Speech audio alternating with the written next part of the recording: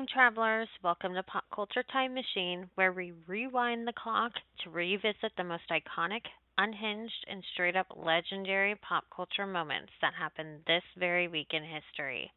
I'm Stacy, your nostalgic tour guide. Are you ready to hop in the DeLorean? Let's go. Olivia Newton John's single Physical was released on September 28, 1981, while her 11th studio album titled Physical was released in October of 1981. Physical was a career defining moment for Olivia Newton John. She was known previously for her sweet, wholesome image, especially after Grease. She took a bold new direction with this track, more provocative, more confident, and very, very 1980s. The song was number one for 10 weeks on the Billboard Hot 100 from November 1981 to January of 1982. That was the longest running number one for a single of the 1980s at the time. It had top charts globally and was certified double platinum. Physical became one of the first iconic music videos showing how visuals could amplify a song's impact. The music video featured aerobic scenes, sweat bands, spandex, and gym workouts. It also helped ignite the 1980s fitness boom alongside Jane Fonda's workout tapes. It also made activewear fashionable with leotards, headbands, leggings, etc., making them very iconic. Physical marked a turning point in pop music and female empowerment by helping to redefine Olivia Newton John's public persona as bold and edgy. It reflected and influenced shifting attitudes towards sexuality and body image in the 1980s. The song became a symbol of female control and playfulness in pop music, and it inspired a wave of fitness themed pop culture from music videos to fashion to gym culture.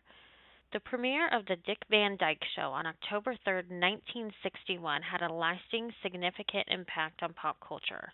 Before The Dick Van Dyke Show, most sitcoms were heavily centered on the home, often showing one dimensional family dynamics.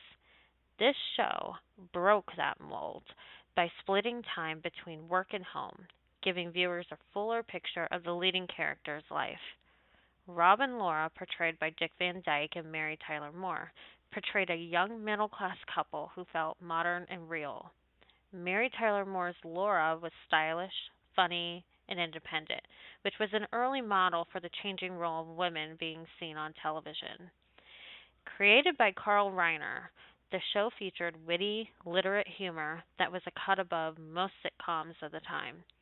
The writer's room, with characters like Buddy and Sally, was based on Reiner's real experience working on Your Show of Shows with Sid Caesar.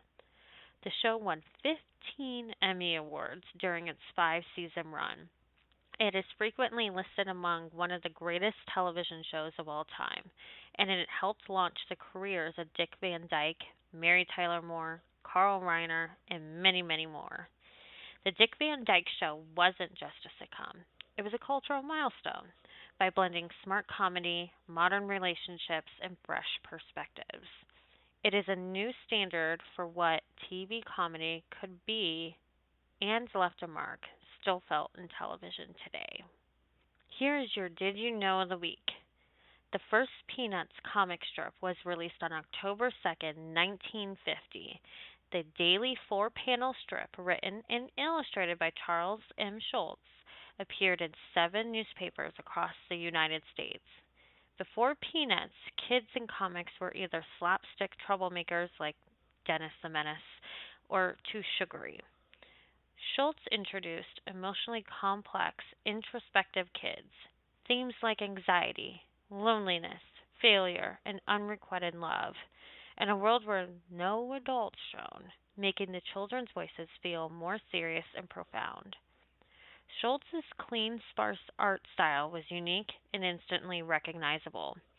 His ability to convey deep emotions with just a few lines was revolutionary. Though the strip began in newspapers, its TV adaptations in the 1960s, starting with A Charlie Brown Christmas in 1965, exploded its cultural footprint, which reinforced the comic's themes of melancholy and meaning.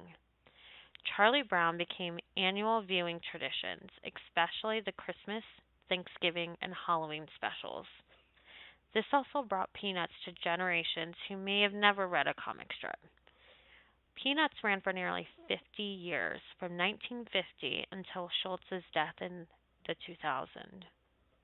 It had appeared in over 2,600 newspapers in 75 countries, translated into 21 different languages. Peanuts inspired artists, philosophers, writers, and filmmakers. The first Peanut strip in 1950 quietly introduced a new voice in pop culture, one that spoke with wit, vulnerability, and heart. It reshaped comics, gave children emotional depth, and created characters that would become cultural icons for generations and many more generations to come. And that's your nostalgic rewind. What was your favorite throwback moment? Let me know in the comments below.